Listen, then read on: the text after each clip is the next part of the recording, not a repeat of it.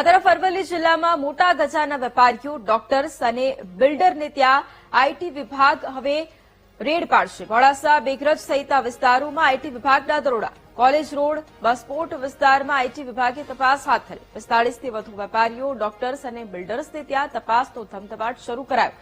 70 થી વધુ કારના કાફલા સાથે આયકર વિભાગે દરોડા પાડ્યા. 400 થી વધુ કર્મીઓની પોલીસ બંદોબસ્ત સાથે કાર્યવાહી કરાઈ. કરોડોના બિનહિસાબી વ્યવહારો મળવાની પણ શક્યતાઓ છે. અને આજ મુદ્દે સંવાદદાતા તસ્લીમ ફોન લાઈન પર છે. તસ્લીમ, અરવલ્લી જિલ્લામાં મોટા ગજાના વેપારીઓ, ડોક્ટર્સ, બિલ્ડર્સને ત્યાં આઈટી વિભાગ ત્રાટકે. અત્યારે શું જાણકારી? ચોક્કસપણે આજે વહેલી સવારે પરોઢીએ અરવલ્લી જિલ્લાના મોડાસા મુખ્ય મથક ખાતે આઈટી વિભાગ દ્વારા સર્ચ હાથ ધરવામાં આવ્યું છે.